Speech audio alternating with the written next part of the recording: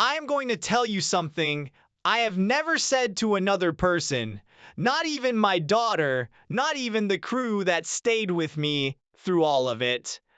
The night of the opening, I bought a ticket. Not to cause a scene, not to confront anyone. I bought a ticket to the opening dinner of a restaurant built from the recipes I had spent 18 years developing, using the supplier relationships I had spent 18 years building, with a name that was one letter away from mine, at a table by the window I had always said was the best table in any room, like that one, and I ordered the tasting menu, and I ate every course, and I kept my face entirely still. By the time the dessert arrived, a cardamom panna cotta with mango reduction that I had first made in a hotel kitchen in Lagos at 26, when I had no money and nothing to prove to anyone except myself, a woman at the table beside me leaned toward the man she was with and said, in the reverent half-whisper people use in good restaurants when the food has done something unexpected, "It tastes like somebody's home." I have been hearing that said about my cooking since I was 19 years old. I set my spoon down, I finished my wine,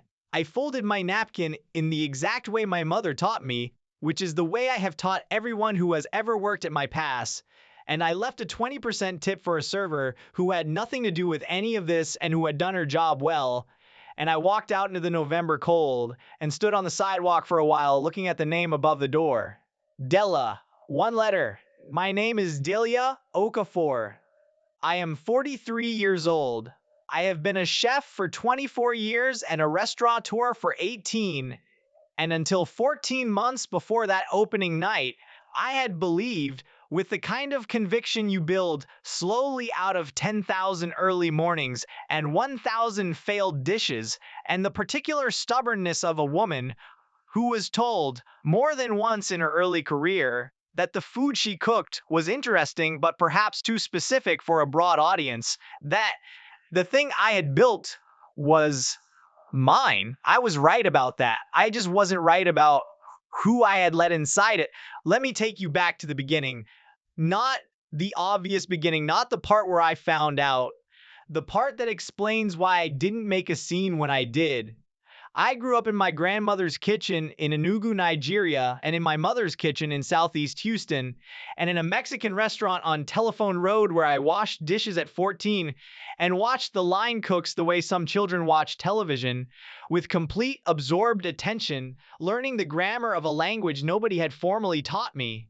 I was in culinary school at 18, working every service I could get into at 19, in London at 22 learning pastry from a French woman who believed that precision and passion were not opposites and that anyone who thought they were had simply not yet been precise enough. I came back to Houston at 27 with a head full of technique and a palate full of the food I had grown up eating, and I opened a 60-seat restaurant in Midtown with a loan my mother co-signed and a menu that was, as the first review described it, wildly ambitious. The review was not, at the time, a compliment. I did not close.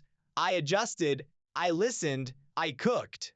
15 years later, Okafor's had a James Beard nomination, a 2-year waiting list for weekend tables, a catering division that did corporate events at rates I would not have believed at 27, and a reputation that had been built, ingredient by ingredient and service by service, on the specific particular quality of my cooking and the specific particular culture of the kitchen I ran, and it had Renata Solis. I met Renata when she was 30 and I was 34 at a food industry event where she had been representing a hospitality group one was considering partnering with for an event. She was sharp and charming and had the specific unusual quality of a person who was genuinely interested in your ideas, not in a performed way, but in the way of someone who is actually filing them for later reference. We had dinner after the event and talked for 3 hours, and at the end of it, she said something I have thought about every day for the past 14 months.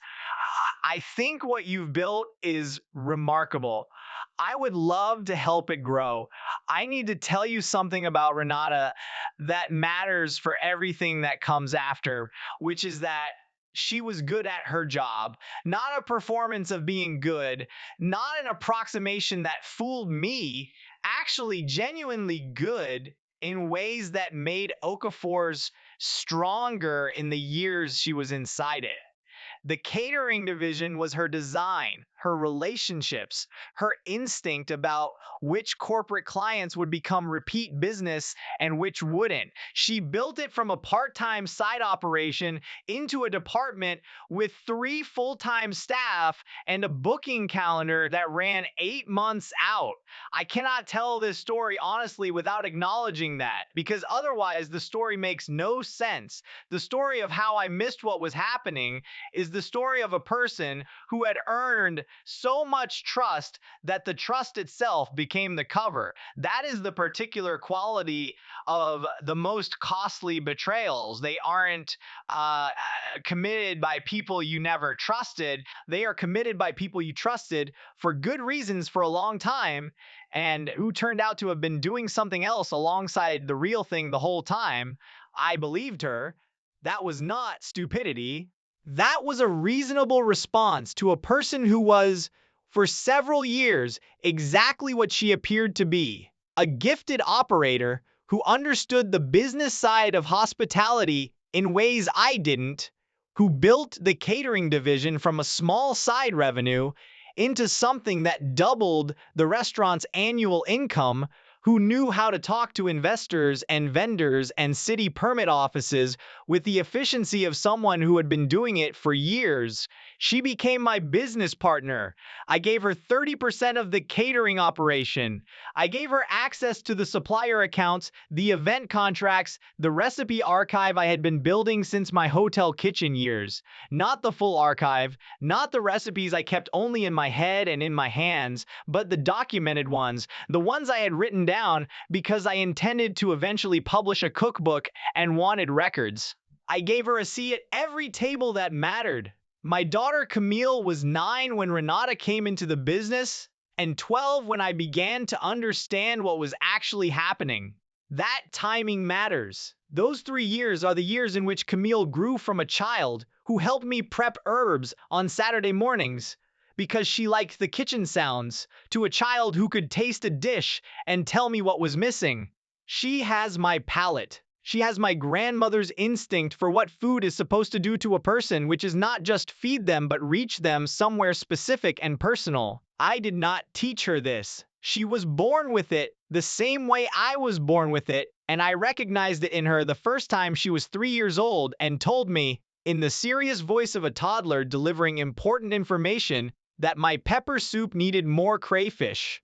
She was the one who found out first, not through any kind of investigation, through her nose. It was a Tuesday in March, 14 months before the opening, when Camille came home from school and I was in the kitchen testing a new dish, and she stood in the doorway and said, with the casual delivery of someone mentioning something they assume you already know, "Did you know there's a new restaurant near Danny's school that smells like us?" I looked up from the pot. "What does it smell like?" she listed, with the specificity of a 12-year-old who has absorbed a vocabulary she doesn't know she has. 5 distinct components: the particular depth of my beef broth, the toasted coriander I used in ways that were not conventional, the sweetness I added at the end from an ingredient combination that was entirely my own and that I had developed over 11 years of iteration.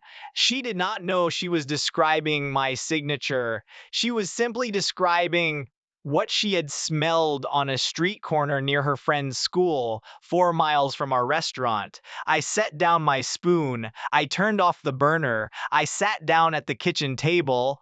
"Tell me the name," I said. She told me. 1 letter removed from mine, opening in November. I did not call Renata that evening. I did not call anyone. I sat at the kitchen table for a long time after Camille had gone to her room, and I thought about what I knew and what I didn't know And I made a list in the notebook I kept by the stove, which is the same kind of notebook I have used for my recipe development for 24 years, and I wrote down the things I needed to find out before I did anything at all. What I found out over the following 6 weeks of very careful, very quiet looking was the following.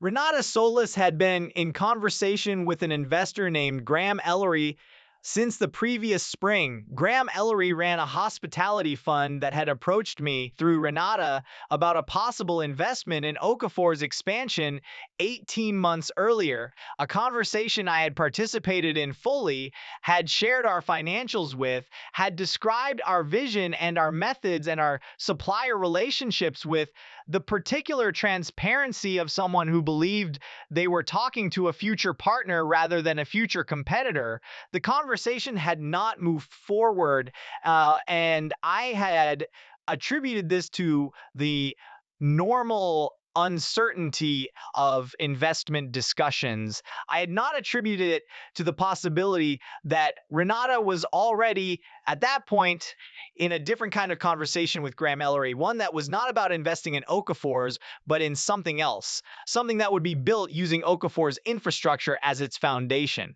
The supplier accounts told the story most clearly to anyone who knew what to look at. 3 of our key suppliers, the Honduran cacao importer I had worked with for 11 years, the Texas Heritage Grain Farm that supplied our flour, the spice broker in Queens, who sourced the particular dried crayfish I used in quantities no other Houston restaurant would, had received, in the 6 months before I started looking, inquiries about volume pricing for a new account. The inquiries had come through a hospitality consulting firm that turned out, upon examination, to be registered to a business address associated with Graham Ellery's fund.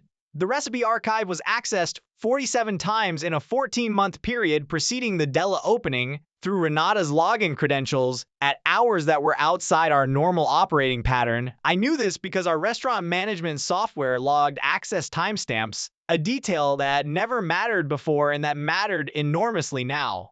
I did not confront Renata. I am going to tell you exactly why, because I think this is the part of the story that people find hardest to understand, especially people who have never been betrayed by someone they trusted for years.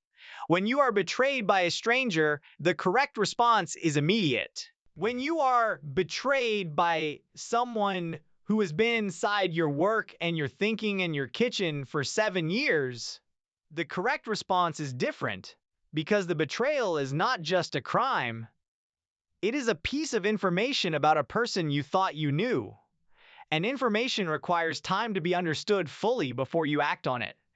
If I had called Renata the night Camille came home from school, I would have had one conversation, and then she would have had time, all the time in the world, to prepare her response, to move assets, to close accounts, to make the documentation I was assembling harder to use. I had built my entire career on patience, on tasting something and waiting to understand what it needed before changing it, on not rushing. I was not going to rush this. The crew conversations were the hardest part, not because I doubted any of them. I had worked alongside these 8 people across thousands of services, and I knew them in the specific way you know people you have stood shoulder to shoulder with in a hot kitchen for years, which is not the same as knowing someone socially and is in some ways more complete. I knew how they moved and how they thought and what they needed from a kitchen to do their best work. I was not uncertain about their loyalty. I was uncertain about whether what I was about to ask them was fair. What I was asking was for them to keep showing up to a kitchen that had a slow fire burning inside it and to behave for 9 months as though they smelled nothing. That is a significant thing to ask of people who have their own lives and their own needs and their own reasons to want a crisis to be over quickly rather than managed correctly. I asked each of them individually over 3 days in late March in the small office off the kitchen where I did paperwork and where over the years every difficult conversation at Okafor's had eventually been had. I told each of them what I had found. I told them what I intended to do about it.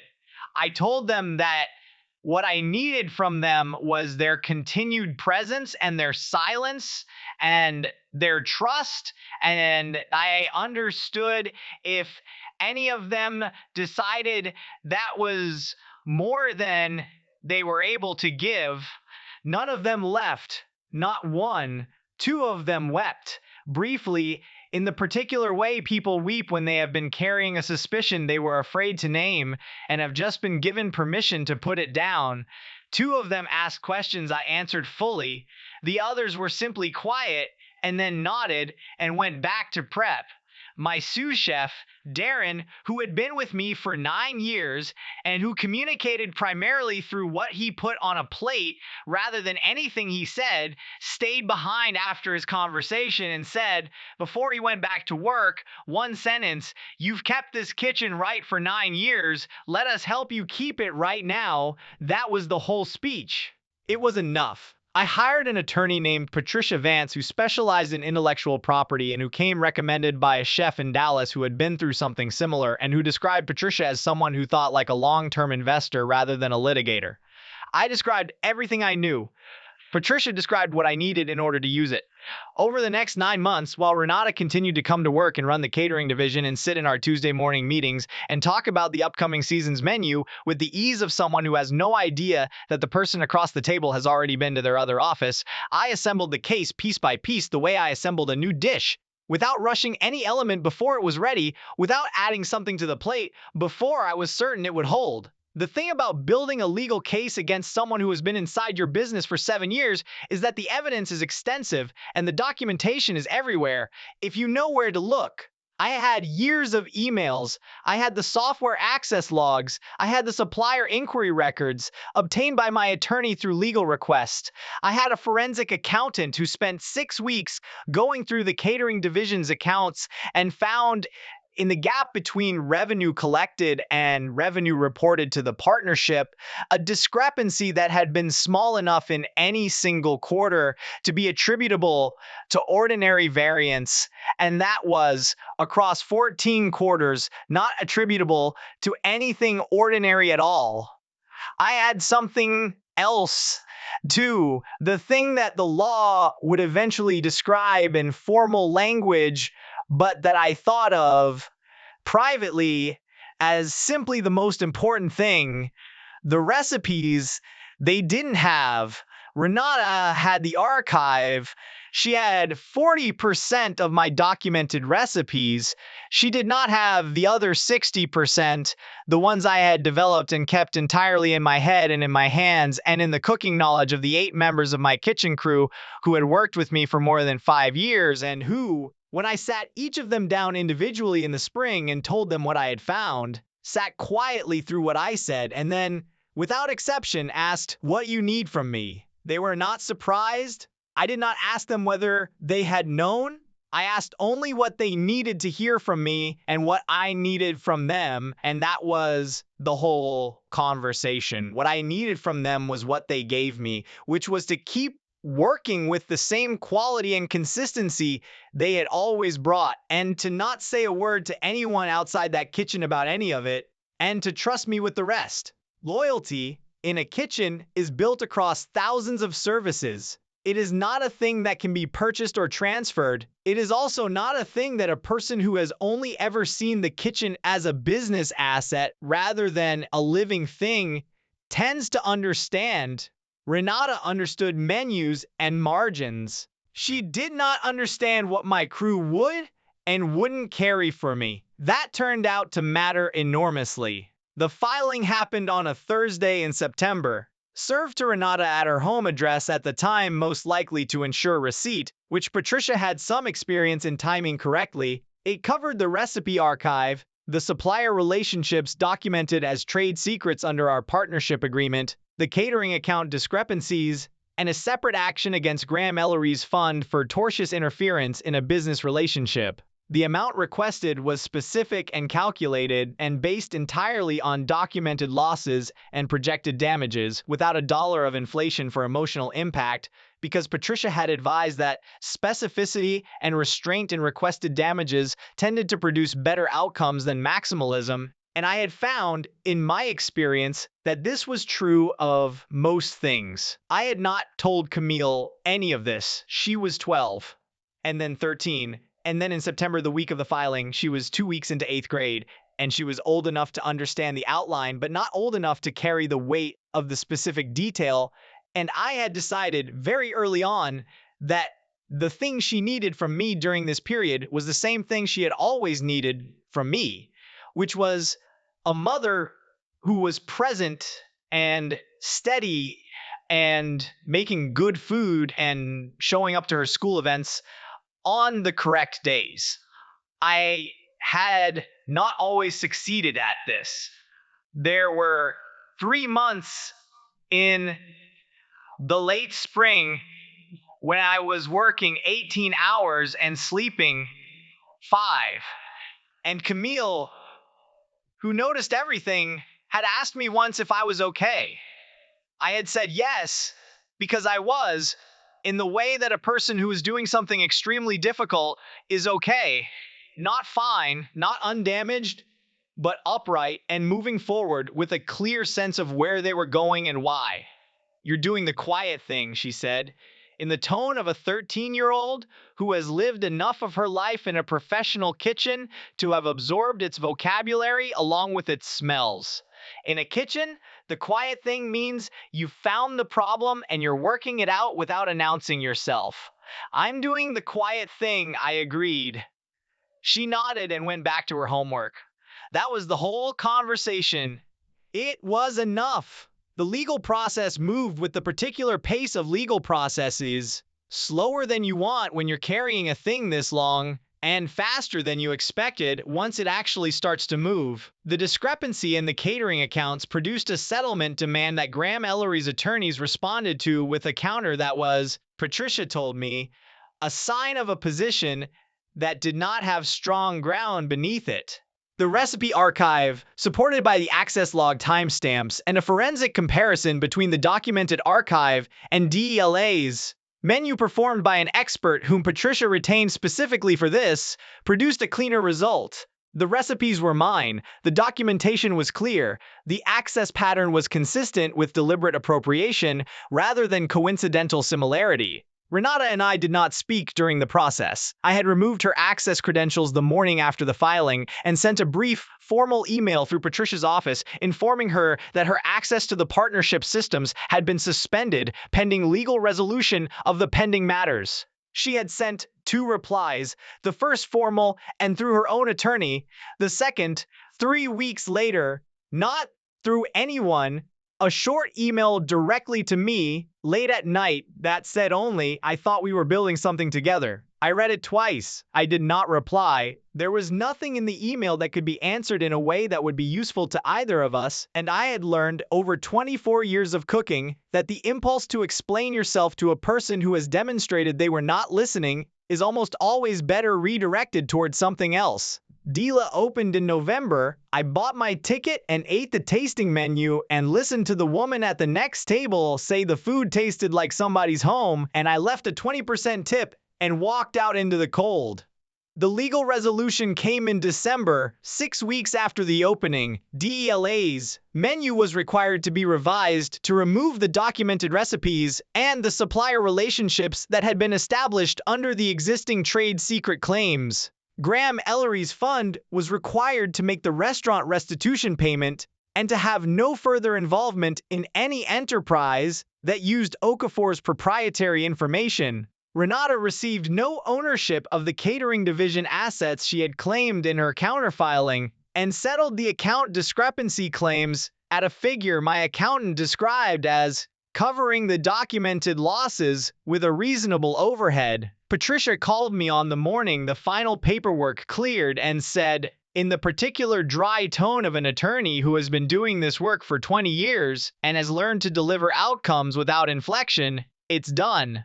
I thanked her. I hung up the phone. I went to the kitchen and started the stock. Camille found me there an hour later, the same way she always found me when something had shifted, at the stove, working, doing the thing that I do when I need to be in my own hands and in my own knowledge, which is cook.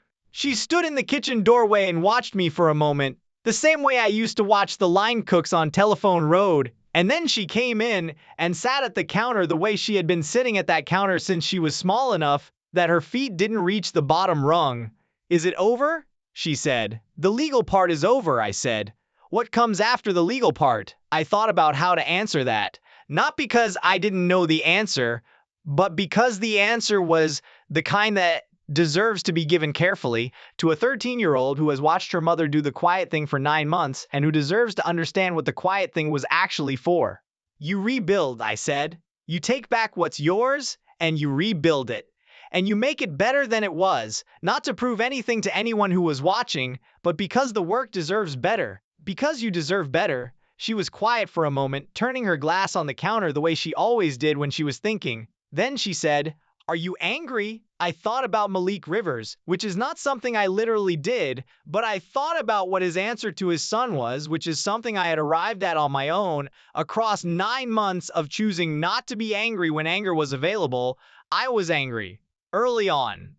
For a few weeks, I was very angry. And I let myself be angry in the kitchen, and I made some dishes in that period that were extraordinary. Anger is not a bad ingredient, used correctly. And then I asked myself what I wanted to do with it, whether I wanted it to fuel me or to burn through what I was building. Which did you choose? I chose to use it, I said. And then I chose to set it down. Camille nodded, the slow nod of a person filing something away. She thought the archive was the restaurant. Camille said, after a moment. I looked at her. The person who took the recipes, she said. She thought the recipes were the thing. She didn't know the thing was you.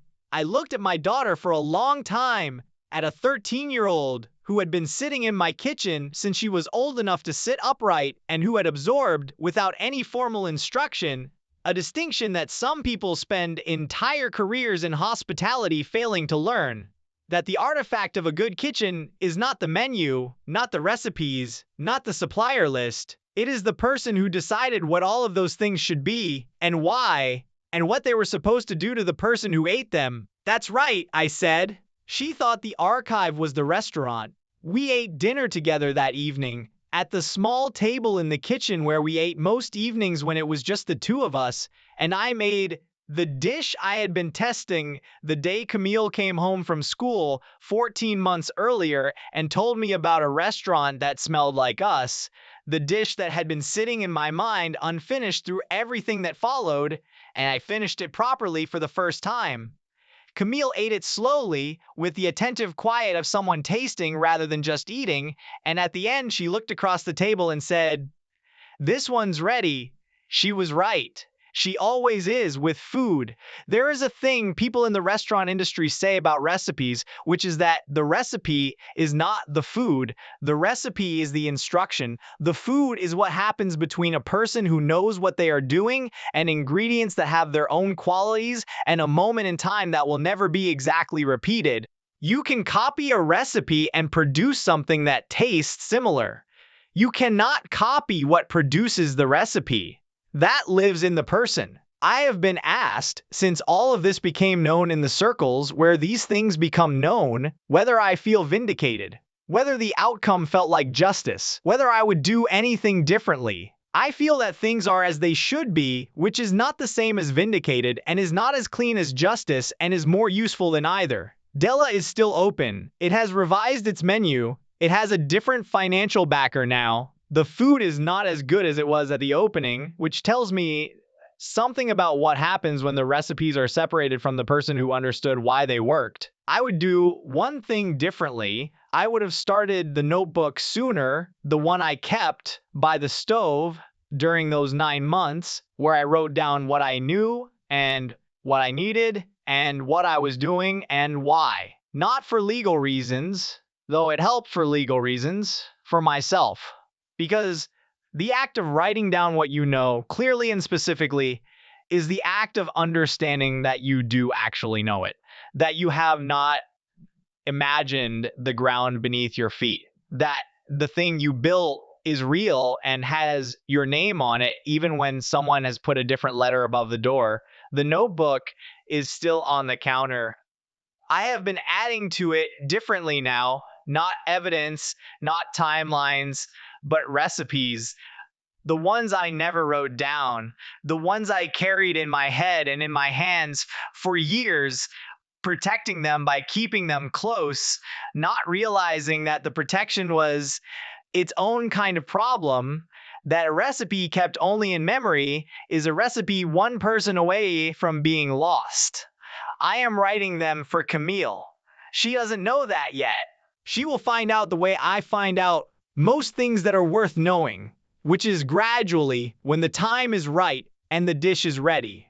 If you have ever had something taken from you that you built slowly over years with your own hands and your own particular knowledge, if you have ever watched someone else stand in the architecture of your work and call it theirs, I want you to leave me one thing in the comments. Not your whole story, just the moment you decided to stop waiting for them to fail on their own and start doing a quiet thing yourself. We read every one. And some of us are just getting to the part where we're finally ready to start. It tastes like somebody's home. Yes, it does. That has always been the whole idea.